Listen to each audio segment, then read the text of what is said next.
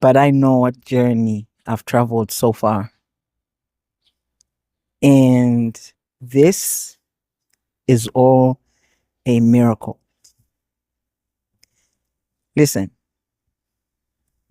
nobody knows what they've done than the person themselves, right? And I love to give this testimony because I've learned that in life, you are never sure about how tomorrow is going to look like.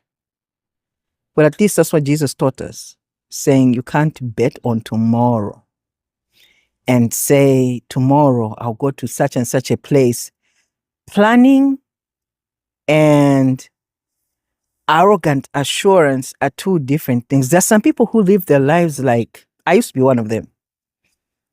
I'll project change. Now, this is for young people. I'd always procrastinate change, procrastinate studying, procrastinate everything. So honestly, from when I was a little over middle school, I stopped paying attention. I was too playful, you know. So even when I started, like even when I was, what you call this, high school, I underperformed. Like I was just a pass student. But knowing who I am, I know I could have done better. You see, even through college, the playful mind was in front of the serious mind. And that's because I allowed myself to be unguided. Now, trust me, my parents, they put in their work where it came to discipline and everything. But I guess there's just this thing about a child that you just like loose. You know what I mean? Like a loose cannon. Not that, and honestly, from before high school, before I graduated high school, I used to make up stories of how I'd go out to the club because I saw it from my brothers. But at school, all my friends used to club by the time, most of them. So now the only way was for me to try to fit in and make up stories about how I went drinking when I had never touched alcohol. So it was not surprising that half of my friends would get into trouble, the kind of trouble that I wouldn't, because I was still innocent. Until 18 years came. And that year, I think I had a gap year before I started college. And I opened the bottle.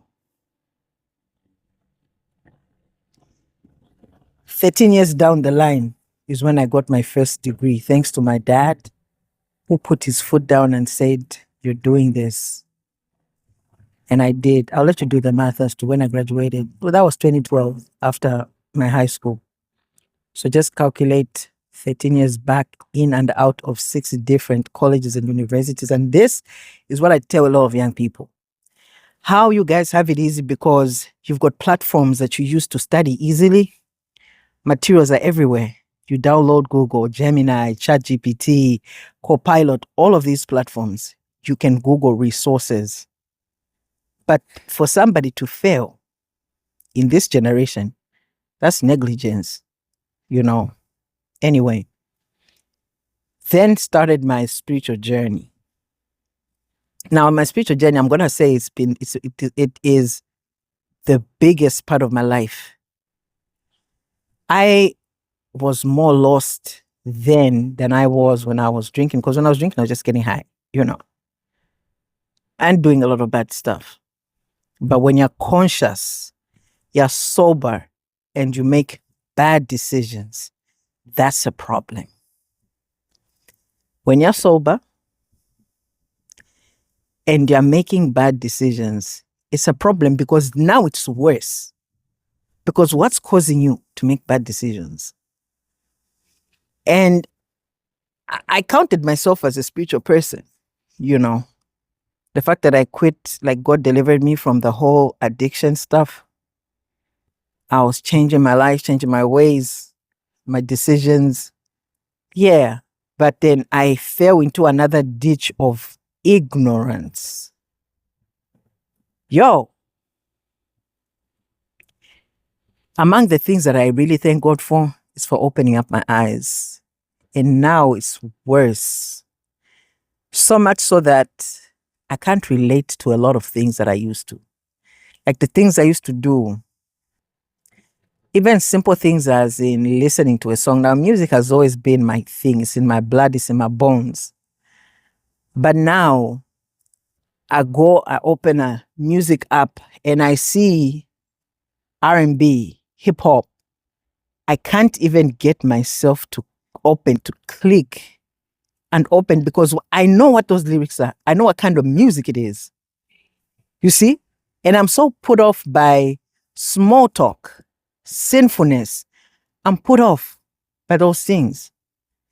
But then I have people in my circles, to them, that's norm, and that's the reality we got to live with. That other people find sinful things. And I always remind myself to say, you used to listen to those things too. And the only prayer I pray to somebody who doesn't listen or feel like there's anything wrong with what they're doing, my prayer always is, Lord, open their eyes. It's the most you can do, Other than that is continue preaching the gospel, which is what I do.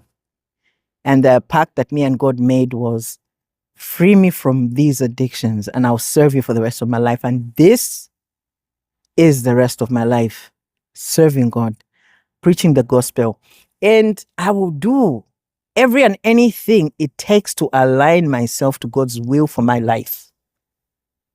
And no human being, absolutely no human being is more superior than the will of God for my life. And if you don't like it, get out the way.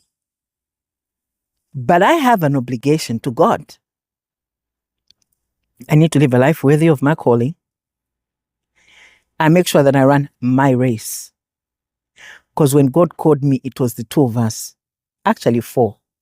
Father, Son, Holy Spirit, and me. In that bedroom, when we made this pact, it wasn't on loudspeaker. It was a private call, and I answered it all by myself. And I'm going to fulfill it in the same way. And so turning 44, my advice to young people is Christ. End of story. Without Christ, it's a phone without a SIM card.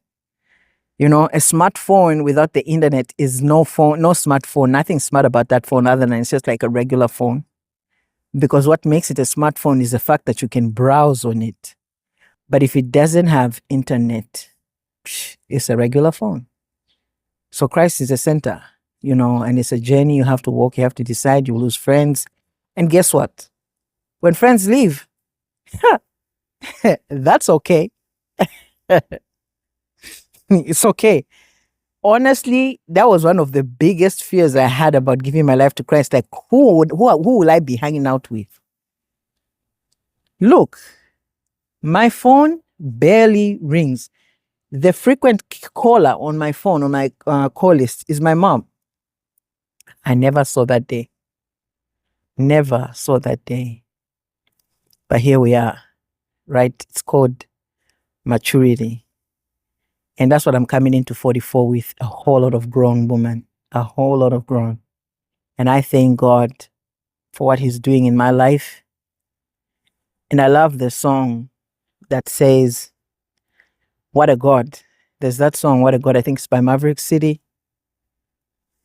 It's almost as if the highest place I'll go is at your feet, then I've done it all.